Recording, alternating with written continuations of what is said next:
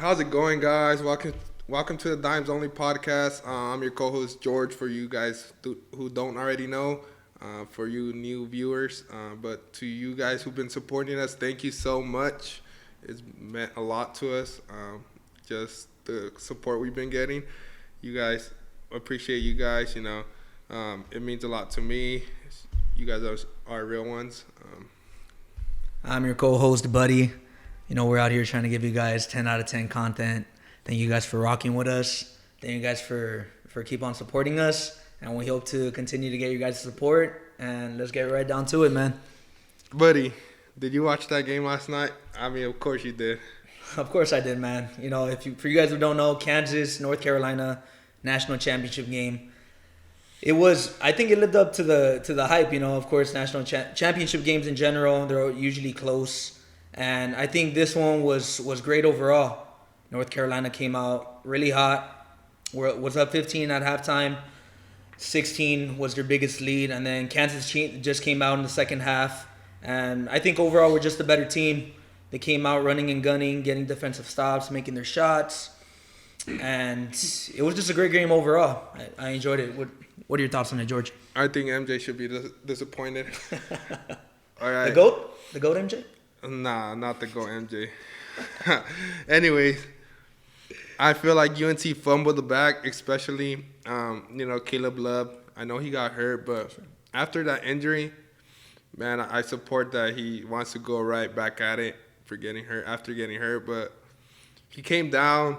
He took a couple forced shots that I think he shouldn't have. Maybe some of them did get put back by Baycott. He's a beast. And the white boy, I don't know his name. Manic. Yeah, I remembered it actually. I think they forced too many shots when they shouldn't have, just because they were up.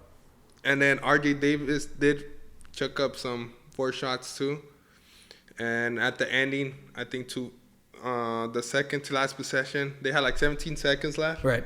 And I feel like that three that Caleb shot, he shot it. I feel like that one was a forced shot for 17 seconds. I mean, us as players, we should always keep, well, them as players too. I mean, obviously we played before, but always keep time or track on the time. After that, they got the second chance point. They threw it back out to Puff Johnson, and then he took another forced shot that I feel wasn't supposed to be chucked up either, just because they had so much time left. But who knows, we say it's easy just because we were watching it on the TV, but these guys have the pressure on. But I give my props to Kansas. Yeah, Kansas, I think they definitely deserve to win that game, but ultimately I think the injuries to Caleb Love, who twisted his ankle in the second half, and Baycott, who twisted his ankle, the same ankle he twisted against Duke, with like 40 seconds left. I think that was the ultimate difference in maybe Carolina not winning, because I think their two best players weren't healthy overall for majority of the game, at least Baycott. And yeah, Love, I totally agree with you that last shot that he took with 17 seconds left, it was totally forced, totally unnecessary. I think they were down by 3, but I mean, at least try to get a better look at it, Even the announcer said, I don't think you go for 3 in that situation. I mean, I would have still gone for the 3. Yeah, he was kind of surprised. He was kind of surprised that he took it. I would have still gone for the 3, but a better shot, Yeah. Not just come down and just chuck up a random 3, Ultimately, I feel like they just messed up throughout the whole game, that when you up 15 and you have a momentum going into the half like that. Right. And you even got a buzzer beater at the half. That's even more momentum. I feel like you just try to keep that lead, that 15 lead. You play it smart and safe. But, I mean, obviously Kansas came to play in the second half. Yeah, dude, definitely. Remy Martin stepped up his game. He had a way better championship game than he did a Final Four game against Villanova. Abaji, he didn't really have his best game, even though he still won most outstanding player. McCormick obviously did his thing, took advantage in those last 2 offensive possessions that they had, fed on the ball, and he scored both times on a little jump hook, which he couldn't really do against Baycott, because he's such a big guy, such a physical guy, averages a double-double, and without him on the floor, McCormick just took advantage of it. And Kansas realized that, and you can't really blame him. I mean, whoever's on the floor, you got to take advantage of it, Low-key, UNC should have just recruited me, low-key. No, I'm just kidding. But anyway, speaking about basketball, let's take it over to the NBA. I know a lot of you guys, Laker fans, are very disappointed at the time. You know, even I'm disappointed just because I'm a big LeBron fan. He's my GOAT. We could talk about this debate later of who's the GOAT. But he's my GOAT. I want to see him get his 5th chip just so the debate could be over. I know Jordan has 6, but I mean, adding 5th is going to be crazy to LeBron's legacy. Yeah, no, I'm not here to talk about LeBron. I'm here to talk about my sorry-ass Los Angeles Lakers, who, for those of you who know me, know I am a passionate, real fan. And it breaks my heart to see them play like such bums out there going into this season. Obviously, acquiring Russell Westbrook, having AD, having LeBron. I'm a huge LeBron fan, but I'm more of a Laker fan always. And to see them turn out the way they did, it's just embarrassing. I'm disgusted. I'm sick to my stomach. For those of you who know me as a big Laker fan, know how just disgusted I am. It's just I don't even know what to say, dude. I mean, I'm at a loss for it, man. Look, you heard the news that Rob Pelinka parting ways. Well, that's just a rumor right now. But if they do, I don't think it's fair for Rob Pelinka. I don't think they should. No. Frank Vogel. I mean, Rob Pelinka. I mean, Frank Vogel. I mean, my bad. Frank Vogel. To be honest with you, it's not fair just because he did win you a chip and just all of a sudden just because you have one bad season, you know, you're gonna let him go. But I feel factors play in. AD, you know, he's been hurt like almost the whole season basically. Yeah. You missed out on him. Russell Westbrook hasn't been playing his best, and he has. Lately, has he? Yeah, he has. I haven't been keeping up with the past few games just because. He's honestly really on and off sometimes. Yeah, he has his stretches of good games. He has stretches of bad games. Right now, I feel like they should have done that John Wall trade, in my opinion. No, they could. No way, absolutely not. But also LeBron, it's like trading an orange for another orange. But LeBron, I know he got hurt like a couple games back. He missed 2 or 1. He missed about 2. Well, he's gonna miss his second right now. They're playing right now. 2 games, two crucial games. I feel like they just got too old and don't have defense. Like Carmelo, you know, he was on my Denver Nuggets for a while back or a long time ago. He's liability on defense. He can't play defense. Yeah, he's never been able to play defense. I don't know. I just feel like they let go good pieces. Well, if you don't know, then I do. So I'm going to tell you right now what the hell exactly went wrong. They went and acquired Russell Westbrook in the summer, which was a move, honestly, I wasn't really too excited about, even though I do like Russell Westbrook. I wasn't really too excited about it, though, because of the pieces we had lost. Alex Caruso.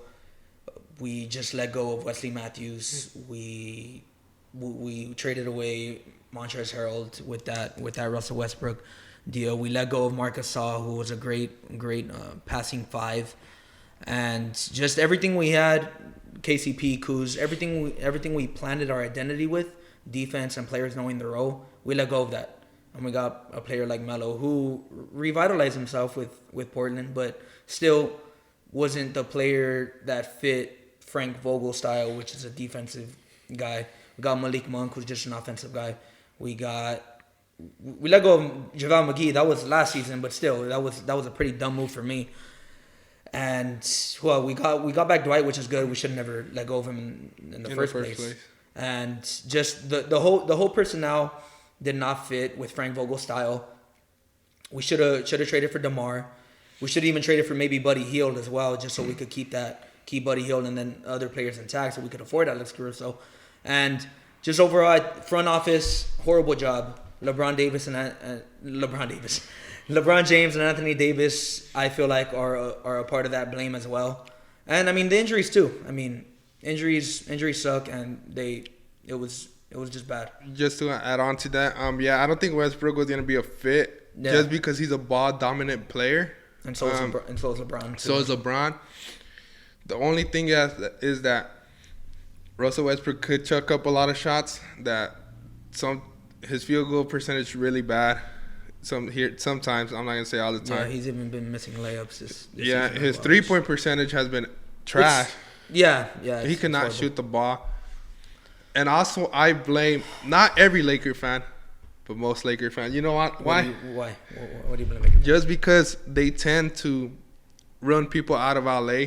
Just because they don't have good season, like Kuz. You could say that, yeah. Kuz, everyone trade him. He's whack. Get Westbrook. We want Westbrook. Well, I mean, I didn't say I wanted Westbrook, but I did say trade Kuz. But that's what I'm saying. Like some Laker fans, get this person. Oh, get him out. They get him out. They do better in another team, and you just fan is short for fanatic, and that is exactly what hardcore Laker fans are, which is what I consider myself. But I like to, you know, kind of look from the outside in sometimes because I do get a little crazy sometimes. Yeah. Why don't you agree with my takes and stuff like that? Yeah, but you know what I mean by people drive, like the fans drive players out, and it's like. Yeah, definitely. The noise that they make on Twitter and stuff like that. Eventually, it gets back to that player, you know, and they see that. And sometimes I mean, I get it. You guys are used to winning and stuff, but you guys already just had one with that squad, which I don't think was bad. Yeah, George. What you don't realize for the Lakers is that every year is championship and bust. Yeah. It's not like the Nuggets. It's not like the no offense. It's not like the Houston Rockets. It's not like the Minnesota Timberwolves. Yeah. It's championship and bust every year. Nah, but the thing is like, you guys had just won a championship with that team. So we did, which is why it was mind-boggling to me that they just completely blew that up. Maybe you should have made minor changes to the team, but your whole roster basically went. I mean, maybe a little bit of tweaks, but that was basically your whole roster. Yeah, dude. Danny Green let him go. Well, from the championship.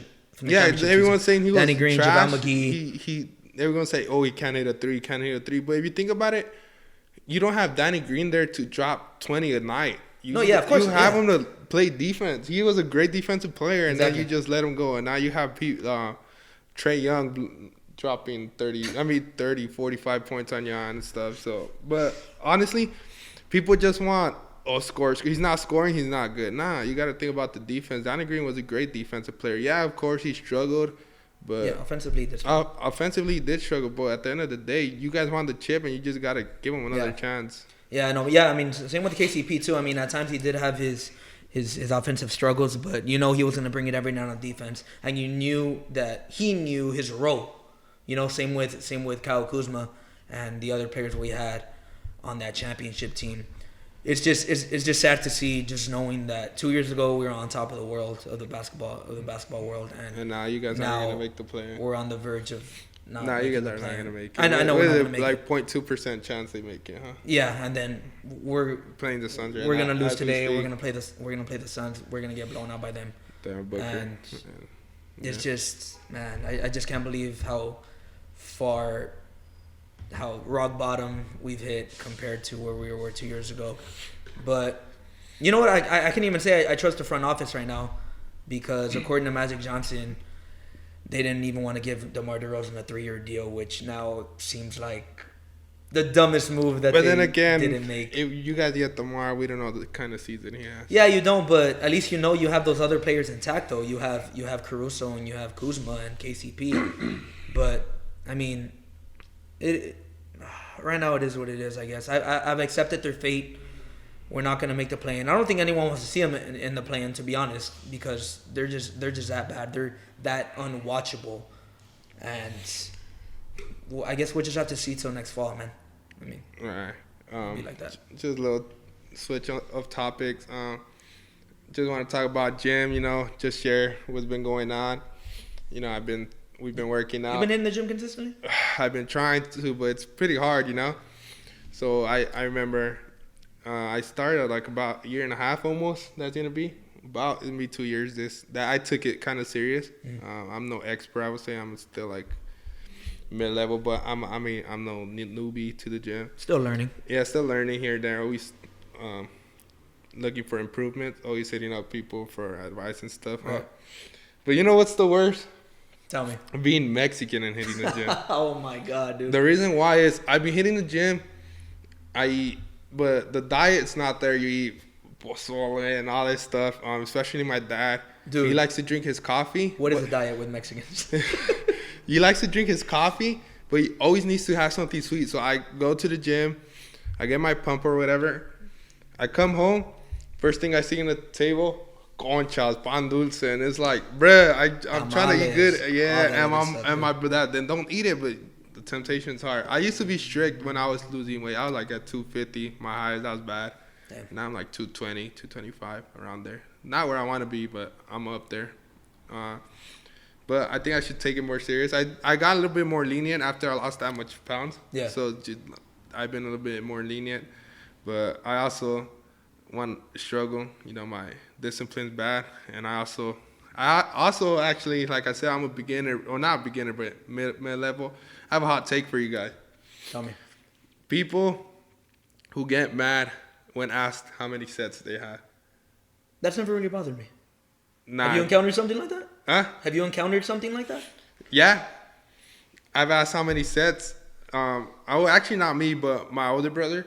Okay. I went to the gym with him. He asked some girl on the squat rack, how many sets you have? Which is, you know. I think that's a pretty common question to ask at the gym.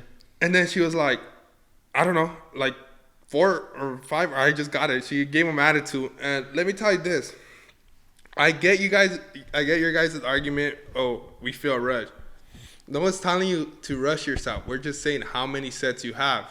The reason I ask is because if that machine gets taken, I have a workout plan I try to follow. I got to hit this workout, this workout, this workout. Right. And keep in mind you're in a commercial gym, so you got hella people trying to hit that machine. So I just don't want to get it taken up. And then I just ask, when I go up, I'm like, how many sets you have left? Can I use it after? I'm going to take your time. I'm not rushing you. But I hate people, like, no one's telling you to hurry up. We're just asking you how many sets. Yeah, we stand behind you, but just to, not behind you, but, you know, close by just so we know we could get it after, you know. Well, at least that's my. Yeah, I mean, me personally, I just hate waiting in general. Like, hating for someone to back out of parking, so I'd rather just go park somewhere else. I kind of take that mentality to the gym as well. If I see that machine is being used, then I kind of just avoid it. If unless I really want to use it, then I'll ask them how many more sets they got, and then I'll wait. But most of the time, honestly, I'll just find another workout to do. Just because I just hate waiting. I just hate just standing there looking kind of awkward. If you ask me how many sets I have, I'm be take my time. Be like, I'll tell you then how much I said. I'm not gonna be mean about it. I'm be like, okay, I'm gonna do 4. I'm not gonna rush it. I'm gonna take my time. I don't feel rushed at all because I'm using it. I'll take my 1-2 minute rest time that I need, 2-3 minutes of rest time, and then I'll go back to it. But that's pretty much it. Yeah. Yeah, I know. I mean, yeah, I'm glad I never encountered someone like that, because that is pretty rude. I know there could be tons of rude people at the gym, but there also could be tons of nice people at the gym too who even say, "Oh, do you want to join me?" Yeah. You know, I've had that a couple times. Try not to feel intimidated by people. If they're rude, man. What can you do? But for those who feel intimidated and stuff at the gym, because I know people tell me they want to go, but they feel scared and stuff. But don't be, man. Everyone's trying to improve right there. Yeah, you're gonna find that rude person, but don't let it bother you too much. Yeah, we want to hear you guys' thoughts about that. Whether you guys are Hispanic or doesn't matter. Just if you guys struggle with maybe trying to eat healthier, better yourself, or if you guys have any other crazy gym stories and stuff like that. I don't really have anything too crazy, but if you guys do, then we would love to hear from following you guys. Gym. I know when you gym, listen to music. I just want to know what you've been listening to lately. I mean, it doesn't have to be in the gym, but like with just your top 5, like rotation, like it doesn't have to be certain songs, but just like artists or like stuff like that. Yeah, well, the list I made, sometimes I do listen to the gym, sometimes I listen to them just either when I'm driving my car or something like that. But right now, the top 5 in my rotation, I have Stick, which is from Dreamville, the D-Day mixtape that they just dropped. I haven't heard it yet. First song, that's the first song on the mixtape. That song's, to me, it's a banger. Number 2, I got Claymore by Isaiah Rashad. Super dope, super mellow. Number 3, I got Are You With That by Vince Staples. Oh, Vince Staples. I haven't heard him in a cool minute. He's dope. Love that song. Number 4, Through the Wire, of course, by Kanye West. After the documentary. After what? I heard that was like 100 times he played it. And number 5, and recently won Best Rap Song in the Grammys on Sunday, which I don't think it deserved it. Not deserved it, but I mean, there were better songs. I like the song, but it's in my rotation. Jail. Oh, Jail. From Donda. It won. I don't know if you knew that it won. I kept up with the Grammys. Okay. Yeah, that's my 5, dude. What After do you got? starting this podcast, I've been keeping up with a lot of stuff. So my first song, What Happened to Virgil. I bump in the gym. I bump in the car. Just so smooth. Lil Durk and Gunna. Okay. If you don't know, I'm a big Gunna fan. What Happened to Virgil's very like low mellow song, like cool little vibe just to like drive around to. So Far Ahead by Gunna. It's two songs in one. I like the second half of that song. Again, very chill, mellow vibes. Still Ain't Finished by T-Shine featuring Gunna. It gives you that head bob, the nod, hype. I think I could definitely hear myself listening to that in the gym. Gunna's just a vibe in general. His hooks. Yeah, I agree. I recently just went back to Love Yours by J. Cole. That's such a banger. Oh, okay. Yeah, I love that song. Like the message in that song, just crazy. 2014 Hills Drive. That is his best album. And if you don't agree, then yeah, that is the best album. I don't know what to tell you. Love Yours has been on my rotation. It's been like just vibing to it. In the gym, the message is cool. Love yourself, your life and stuff. Great message. Yeah, and then the artist, not a specific song, but I've been alternating between Don Toliver, Frank Ocean. You can never get that slow stuff in there. Yeah. Great that artist. Like slow music. I really mess with that. You can always tone it down a bit in the car by yourself. It's a cool vibe. Mostly like late night and stuff. Yeah. That's what I'd be bumping so far. Let us know what you guys like. Give us song recommendations. Definitely. I always like to listen to new music. I'll probably check some of those out. I didn't know you like lyrical stuff like that. No, I really did. Well, honestly, for me, it's my rotation changes every week. Like, it depends how you're feeling, huh? Yeah, exactly. And if I hear a song that I'm passing by another car and I hear a song, it will trigger me to that song or another song, and then I just stick with that, And mine changes. I used to listen to Vince Staples a lot, like I think in high school, but not lately. Yeah, he's dope. Not lately. I haven't. Yeah, I mean, I wouldn't consider myself a fan, but I do like some of his music, and if it pops up and I vibe with it, then I'll listen to it like 50 times in one day. I'm gonna listen to that D-Day album too, though. Yeah, sure. That one's dope. I've only listened to a couple of the songs, but I mean, so far it's pretty good. All right, George, are you ready to play a little trivia game I have for you to close things out here? All right, man. As we talked about in the opening segment, it was Championship Monday. Congratulations to the Kansas Jayhawks, Rock Chalk, on winning their national championship. I have a question for you. Couple questions. No, just one question, actually. Throw it at me.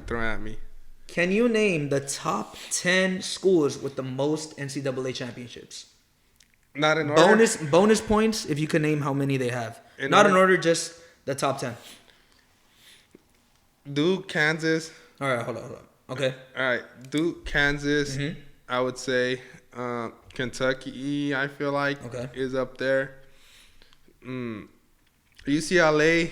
I feel is up there. Maybe Syracuse. Okay.